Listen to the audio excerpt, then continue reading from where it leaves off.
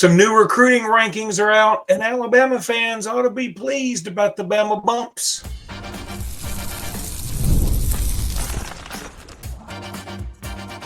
You are Locked On Bama, your daily podcast on the Alabama Crimson Tide, part of the Locked On Podcast Network, your team every day. Hey, everybody. Welcome back into Locked On Bama, AHSA Radio Network's Luke Robinson. That's me.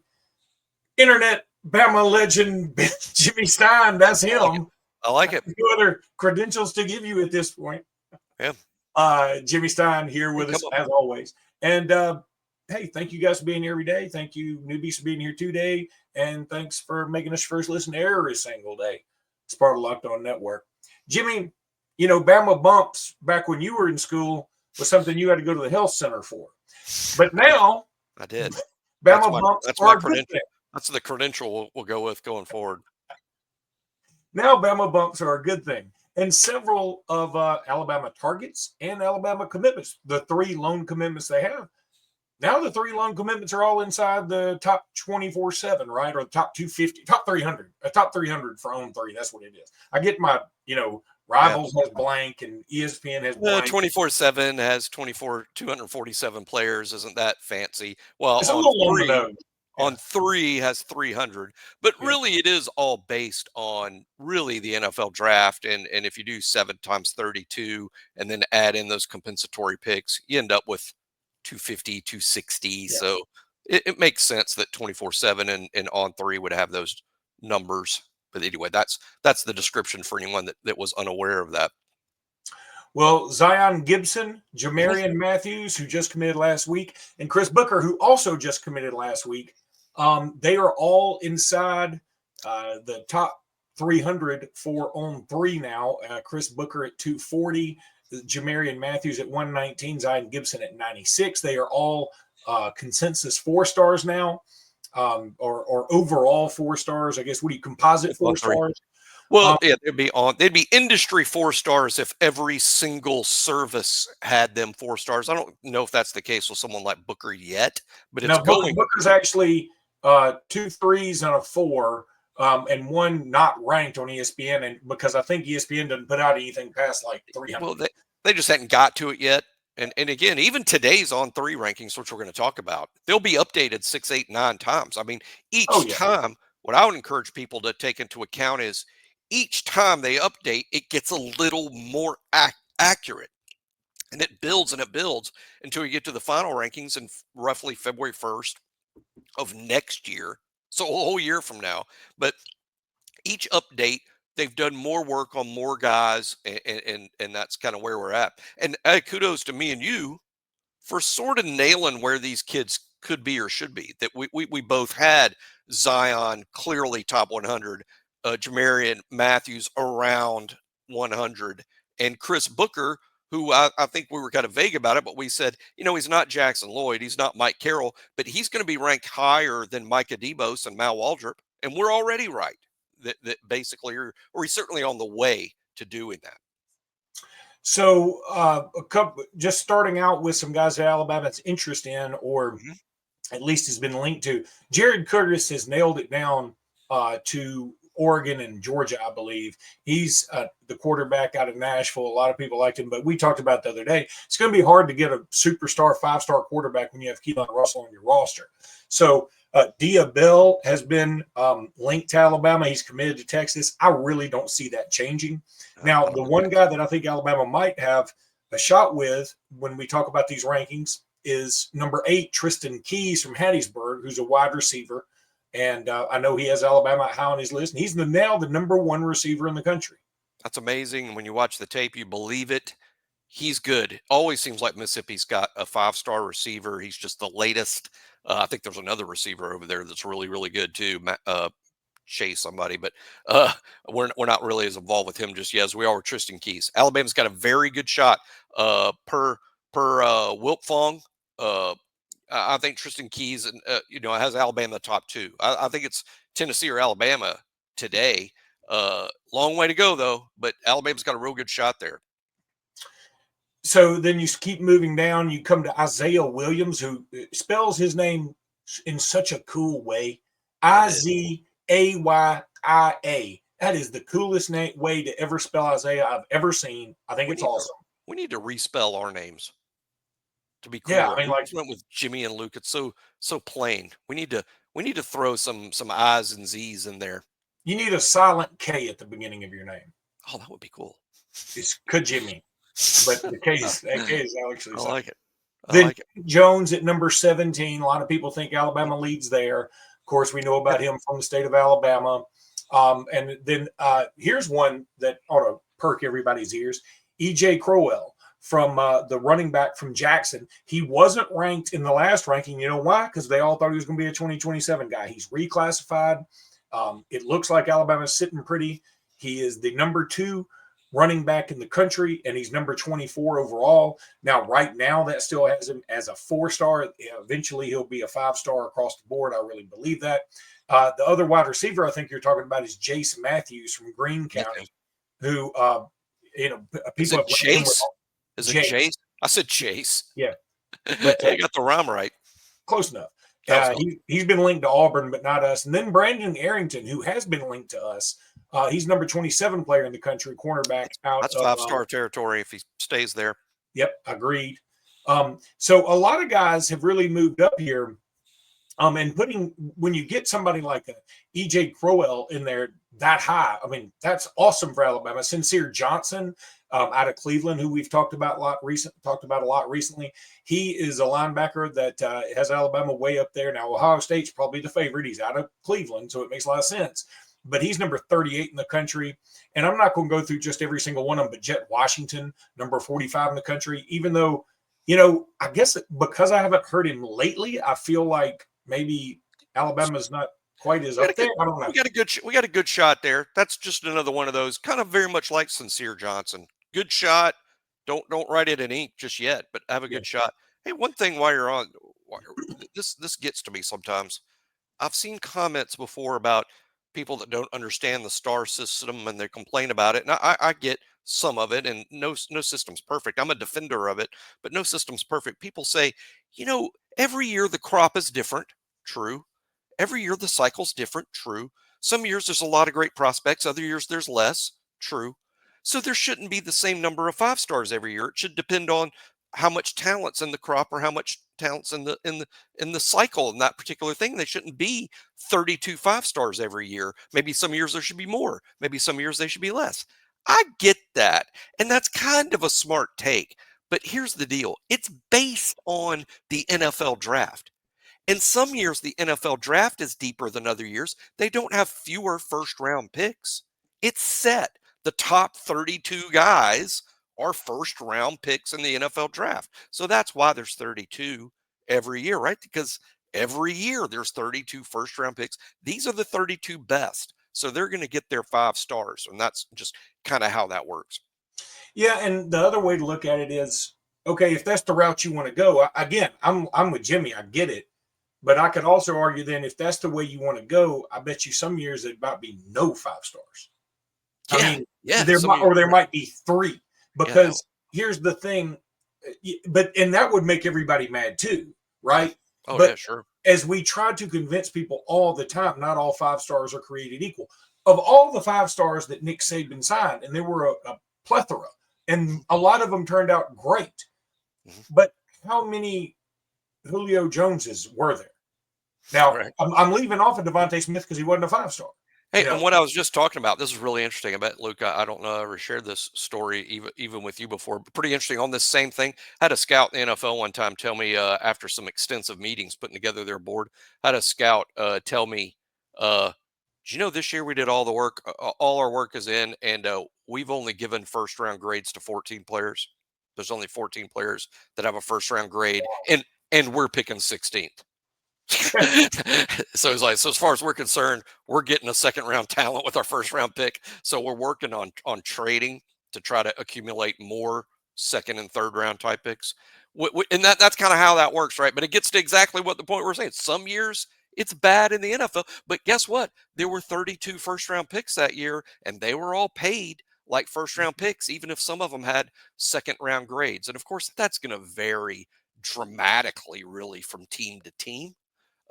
In terms of how that can happen. it's kind of like you got to put 11 players out there on offense. But there have been some players, even on Alabama teams, where you go, that guy couldn't start at, I don't know, UAB. I'm not trying to down UAB. I'm just saying, you're like, they're playing with some dudes that aren't dudes at all. And so it's you still got to put 11 out there, though, right? That's right. So that's right. That's the way that works, and that's how we're going to side with On3 on this one. All right, I want to tell everybody about Prize Picks. You know why? Well, why not? It's awesome. You love Prize Picks, and if you hadn't tried it, you will love it. March basketball is here, and there's no better way to get in on the action than with Prize Picks, the best place for your daily fantasy sports. With Prize Picks, you pick more or less on at least 2 player projections. And if you're right, you win up to 1,000 times your cash, baby. It's fast, it's easy, and it keeps every game exciting. Look, it's quick and easy. I love how easy I can make my picks in less than 60 seconds and stay engaged all game long. When I win, my money hits my account in as little as 15 minutes. No waiting around like some crazy person. Download the app today and use code LOCKEDONCollege. That's all one word, LOCKEDONCollege, to get $50 instantly after you play your first $5 lineup. That's code LOCKEDONCollege, all one word, for $50 instantly after you play your first $5 lineup. Prize Picks, run yo game, yo.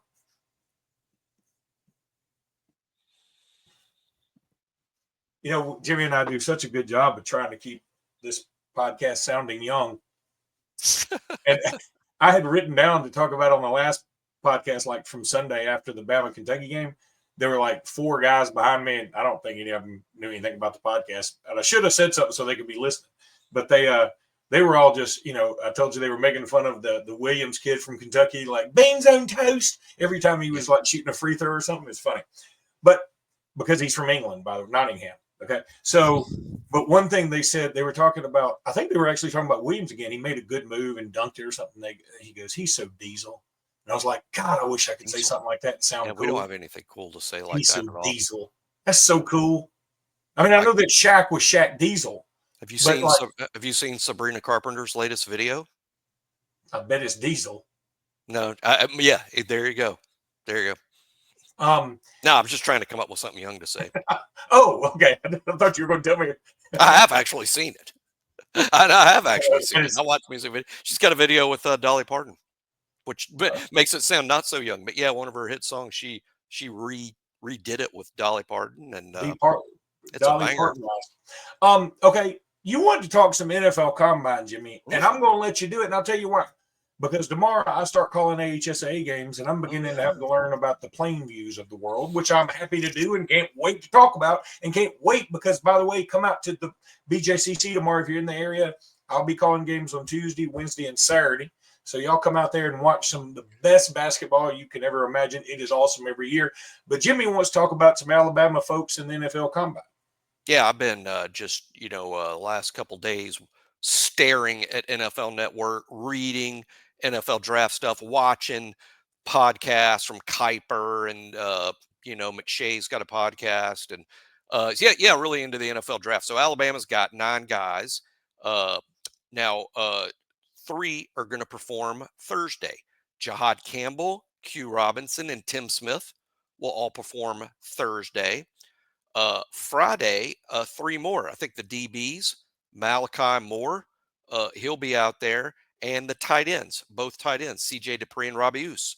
Saturday is Jalen Milroe Day, and Sunday is Tyler Booker Day. So there's your James Burnip is there at the Combine, but I'm not sure what day the specialists do anything. That's kind of confusing. So 9 Alabama players in that order will perform this weekend.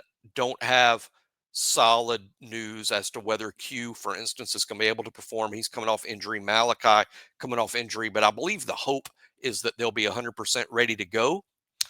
It does look like today, for those who don't really keep up with the draft, that in terms of projections today, there's a consensus that Jahad Campbell and Tyler Booker will go in round 1. Everyone else will go later. Where have you heard about Milroe lately?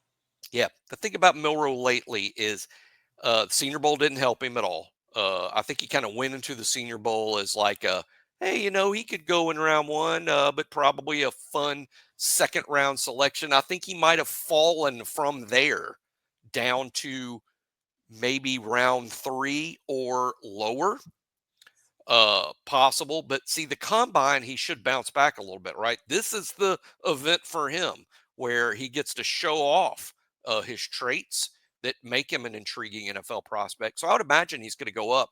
Doesn't look like Cam Ward or Shedeur Sanders will throw at the draft. That's an opportunity for others to get more reps, and I hope Milroe takes advantage of that. But if I had to guess right now, Luke, I'm going to say round 3, which is only one round off of what I've said all along, is that he would be a second-round pick. That's what I always felt. If it looks like I'm wrong there, and I may very well be wrong, I think I may have missed about a round. I'm going to say 3rd, but if that's wrong, 4th. I mean, I do think that he's definitely not going to go in round 1 unless something changes big time. And I think round 2 is now a stretch for him. I would say QB3 going into this thing is Jackson Dart. And I don't suspect Milroe will pass up Dart this week. But it's going to be fun to watch, and I'm looking forward to see if Milroe runs a true 4.40. Jimmy, I'm also going to make some bold predictions, just like you. Let's see. If he doesn't go in the 4th round, I'm going to say 5th. And if it's not the 5th, then you're going to say the 6th. And then if it's not the 6th, I'm going to go 7th or undrafted. Wouldn't that be something? I mean, no, seriously, when you say it, it's funny when you say it, but I wouldn't say never in terms of undrafted. I would never say never on that, but I don't think that will happen. I'm certainly not going to predict it, but I guess I wouldn't be stunned. I would. You know what? Part of me would kind of like to see it happen, because I think the people that have a lot of Jalen Milroe, like, I hate to use the word hate, but maybe hate. It's out there. That the haters for Jalen Milroe, that's a better way to say it. It doesn't sound as bad. I think even they would be empathetic if he went undrafted. I mean, he's not going undrafted, and he shouldn't. So I would say him going undrafted is now a better possibility than him going in round 1. Ooh, that's good. I know. And that's, I can't imagine saying that a while back, but I think the Senior Bowl was just not a good week for him from what I hear. But here's the thing. This is my official prediction where I think he should go, and what I think will happen is round 3.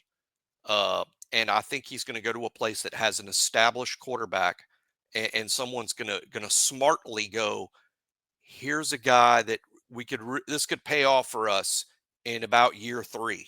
So, someone like, or I'll just say Detroit, because that's where his buddy Terrion Arnold plays. I think backing up a Jared Goff, who's going to play at least 3 more years as the starter there, maybe that's a great spot for him. He's got friends. There's Bama guys.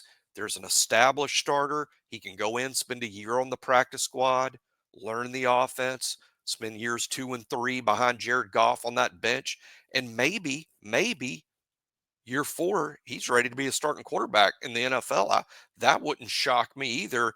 But where it would really go sideways for him, in my opinion, Luke, is if he gets drafted by a team that has to put him on the field early. I think it could go sideways from there. And I don't mean that. Me and you have pointed out before, Patrick Mahomes sat a year. It was good enough for him. Jalen Hurts didn't play right away either. He was Carson Wentz's backup initially. Some of these guys need to sit and learn, and not get thrown into the fire. So we'll see. I'm pulling for him big time. But today I would say round 3. It would be really unlucky for him to get in the NFL and then they outlaw the tush push. Because it seems like he'd be a great candidate to be pushed into the end zone, by other behemoths. I mean, because he's really strong and powerful. I mean, he's not as strong as Jalen Hurts, but he'd be the kind of dude that could do that. And that would just be, unfortunate timing for him if it were to happen.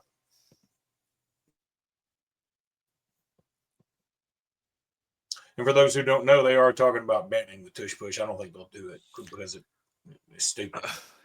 Whatever. Okay, basketball tonight. Alabama Crimson Tide will be taking on the Mississippi State Bulldogs from right up the road at 8 o'clock in Coleman Coliseum. This is the second last home game. I'm going to be calling games, so I'm not going to be able to see it. I had a friend call me earlier, invite me to go to the game, like sit on the floor. Would have loved it. But these 8 o'clock games, man, they stink. We're old. We're too that old. said, you hate saying this. It's the easiest game left on Alabama's schedule. I mean, outside of the first round of the NCAA tournament. Mm-hmm. I mean, Your friend of the show, Michael Southern, had a great tweet the other day. Friend of the show, Michael Southern, good friend of Luke Robinson, friend of the show. He tweeted that Alabama's last 6 regular season games are literally tougher than the 6 NCAA tournament games Alabama would play. If they played in all 6 and won the national championship, the path to those 6 is actually easier to navigate than Alabama's last 6 regular season games. And this Mississippi State thing, as Luke points out, the easiest game. So this is the equivalent of Alabama's first round game in the NCAA tournament. And Mississippi State is 5 times better than who Alabama's going to end up playing in that first round.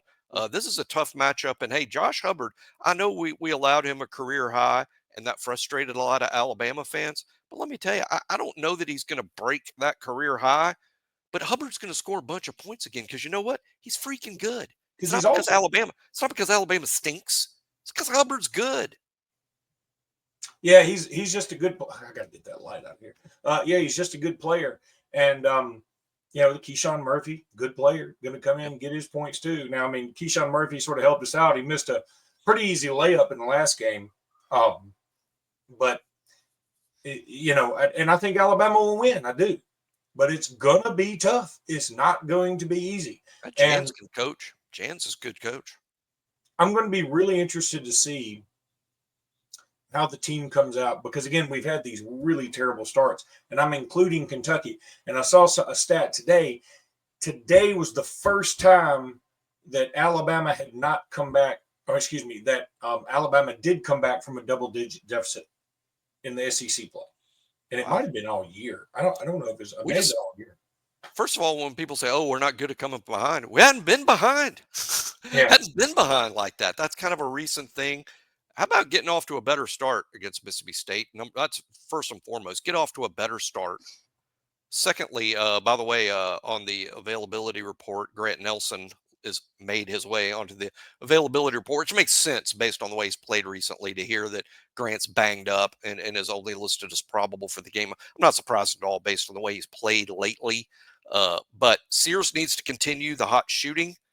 I like Holloway and Philon at the lead guard, maybe making something happen. Nate Oates said he wants Holloway taking more shots.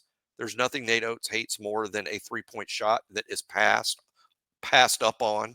I've seen Alabama do it a few times actually recently, and I think Nate wants to end that stuff. But getting off to a better start is what I would like to see, and Sears continuing to score at this unbelievable pace is fun. Holloway continuing to nail threes is fun, and Cliff Amore, who's going to have a heck of a matchup here because State's big and physical too.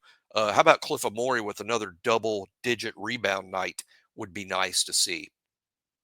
Yeah, we could really use it. And you're right about Sears. He's moved to second in the SEC in scoring, 18.9 points after 65 points this week. He was SEC Player of the Week. Even though Chaz Lanier leading scorer in the league? Is it no, it's Trey Johnson, the freshman from Texas, who I guess will be freshman of the year. I mean, he should. Dude, he's a lottery pick to me. He's a walking bucket. But you go back to Grant Nelson, and it made me think like, okay, yeah, look, if Grant's banged up, he probably needs to sit at least this game because Mississippi State's very physical. And then guess who's coming up Saturday?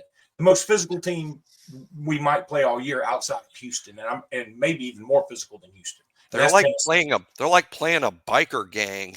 Yeah, they really are.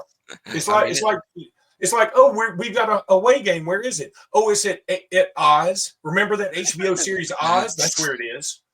Prison basketball. Yeah. It's a lot what it is. And we're playing it in the showers, by the way. It's their style of play. And then at home, where they get all the calls, it's really hard. But I tell you what, it trains you for the NCAA tournament.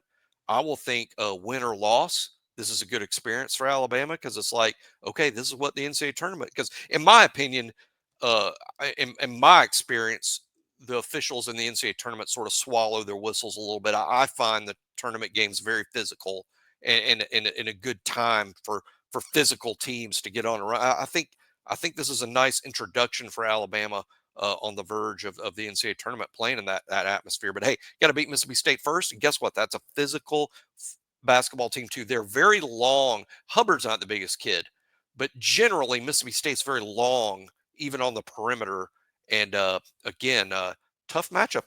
They're a good team. It'll be a good win if Alabama finds a way tonight. Yeah, just get that win, then move on to Tennessee. And like you said, you'll have an extra night, technically, to get a little bit rested. Knoxville's not the longest trip in the world from Tuscaloosa, I guess. It's not exactly going to Starkville, but yeah, we don't need to overlook Mississippi State in favor of Tennessee or any of that. We just need to – Mississippi State's still in the top 25. They're number 24. So everybody left on our schedule in the regular season is going to be ranked. And then I'd be willing to bet the team we play first in the SEC tournament, assuming we get a double bye, I bet you that team is ranked. So It's going to be nothing but ranked until we get to the first round of the NCAA tournament is my guess. And then in the second round, all bets are off. So, yeah. And so if the team looks a little tired, I bet they are a little tired. So if that's what I was trying to wonder, like, is it better for Grant to sit out this game and maybe get a little rested, or should we play him a little banged up? I don't know. Now that we're down to 9 guys, it made me nervous if he couldn't go at all. Maybe limiting his minutes. I know that they're not the same guy, but I wouldn't mind seeing Aiden Sherrill play more minutes. I know Sherrill doesn't normally come in when Grant's out, but Grant is a big guy position. I wouldn't mind seeing Sherrill play more minutes. Jaron Stevenson tends to play in Grant's spot quite a bit. I'm more pro Jaron Stevenson than most. I just happen to believe that at some point, Jaron Stevenson goes bananas and reminds everyone why scouts say things like, one day that guy could be a first-round pick. He has to.